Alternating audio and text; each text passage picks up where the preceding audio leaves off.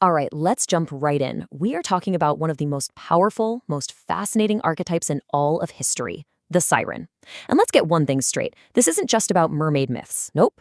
The siren is a very real force of seduction and often a symbol of some serious danger. It all starts with a true story, and it is a wild one. So picture this. It's the 5th century BC. A king, his back against the wall, realizes his greatest weapon isn't his army, it's a woman. He handpicks He, not just because she's beautiful, but because he sees this potential in her. The potential to become an absolutely irresistible weapon, capable of bringing down an entire kingdom. And here's where we get to the secret sauce. He power wasn't just a gift from nature. It was trained. It was crafted. She was taught the art of seduction, and the absolute core of her training was all about movement.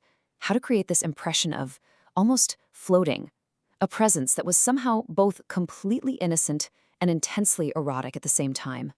And the result? Oh, it worked better than anyone could have imagined. Her target, King Fu Chai, became utterly obsessed. He just let his duties slide, his entire kingdom fell apart, and his rival literally just walked in and took over without a single battle. That just goes to show you how devastatingly effective a siren's power can be. So that story, right? It perfectly sets up our first big idea. Hishi's power wasn't just about having a pretty face. It was about creating this unforgettable presence, a very specific, unique demeanor that made her stand out from everyone and made her completely impossible to ignore. So, how do they do it? How is this incredible presence actually built? Well, the source material breaks down the siren's method into a few key pieces, and it really pulls back the curtain on the art of her ambiguity. You have to understand, the siren's method is really a careful performance. Her movements are always graceful, never rushed, which projects this amazing confidence and calm. She has this languorous, almost lazy vibe, like she has all the time in the world for pleasure. But the real key, the secret weapon, is her ambiguous demeanor, this captivating blend of the innocent and the erotic that promises something exciting but never, ever spells it out. And this taps into some really fundamental human psychology. A siren's power is rooted in mystery. As humans, we are just fascinated by things we can't figure out right away.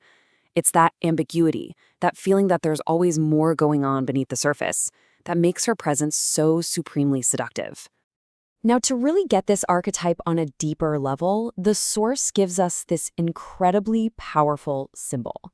See, the siren isn't just a list of behaviors. She embodies an elemental force. She is symbolized by water. Think about it. Just like the sea, the siren is fluid. She's ungraspable. She's always moving. You can't hold on to her. You can't define her. She lures you in with these promises of infinite adventure and pleasure, pulling you further and further away from the safety of the shore.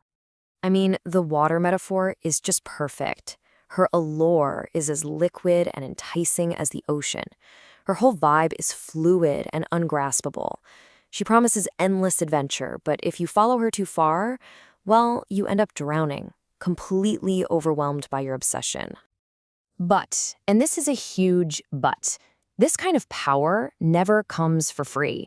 The exact same irresistible allure that gives the siren all her strength also surrounds her with constant, inevitable dangers. It's a really risky way to live. The reactions she gets are totally polarized. On one hand, men often become so obsessed they're willing to forgive her literally anything. But the real danger? That often comes from her own sex.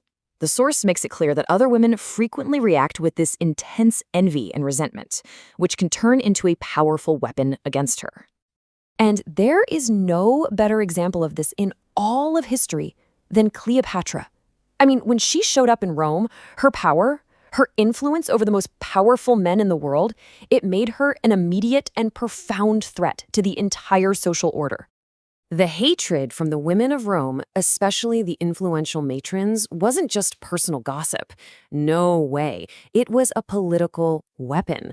They painted Cleopatra as this corrupting foreign influence, and that widespread resentment was a huge factor in turning public opinion against her and ultimately leading to her downfall.